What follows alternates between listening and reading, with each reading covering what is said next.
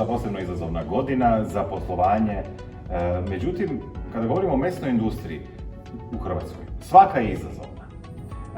Pitanje poljoprivrede u Hrvatskoj nije jednostavno, a što se tiče mesne industrije, dakle, istančana Nepca, hrvatskih ljudi, kako se nametnut kao jedan ozbiljan igrač?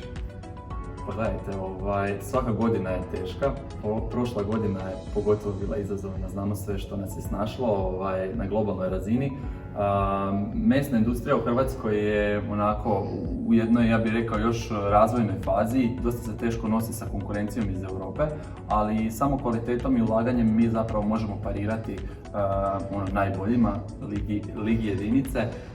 I mi smo zapravo, evo, baš sa brojnim projektima koje smo pokrenuli, uspjeli na nekako, ja bih rekao, u 5 do 12 uhvatiti korak što se tiče naše tvrtke, jel?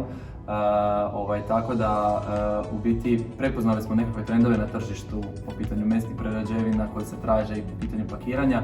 I evo, pred nama su zaista veliki kapitalni projekti i evo, veselim se tome, čeka nas puno posla i napornog rada, ali evo, nadam se i još puno uspjeha.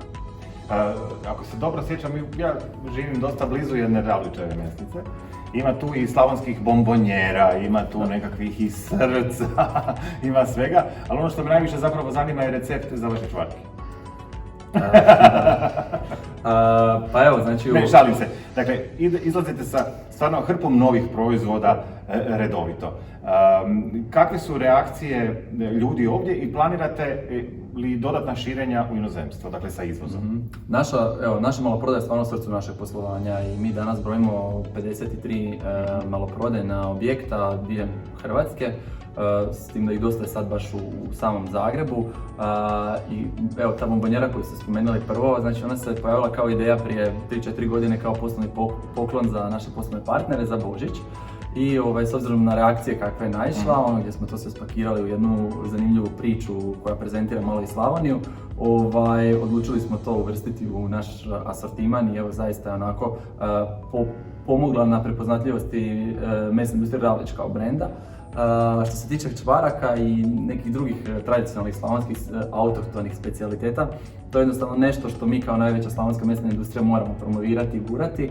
I evo, mislim da mi smo u stanju napraviti dobar čvarak i znamo nekakve tajne s obzirom na 60 godina tradicije kako to odraditi da on bude hrskav, da on bude onako pravi kako taj slavonski čvarak treba izgledat.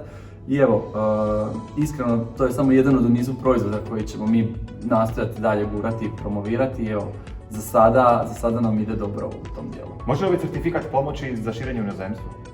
Da, na ovo pitanje što ste rekli za inozemstvo, pa definitivno, s obzirom da je vaša kompanija zaista multinacionalna i pokriva velik broj tržišta, drago mi je da je on upotrebljiv za prepoznatljivost nas kao kvalitetnog partnera i tvrtke.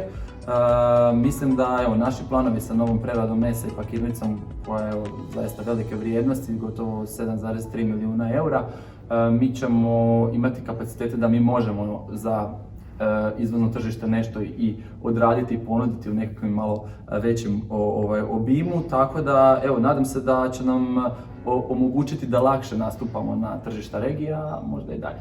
Puno sreće i čestitke na dosad ostvareno. Hvala vam lijepo.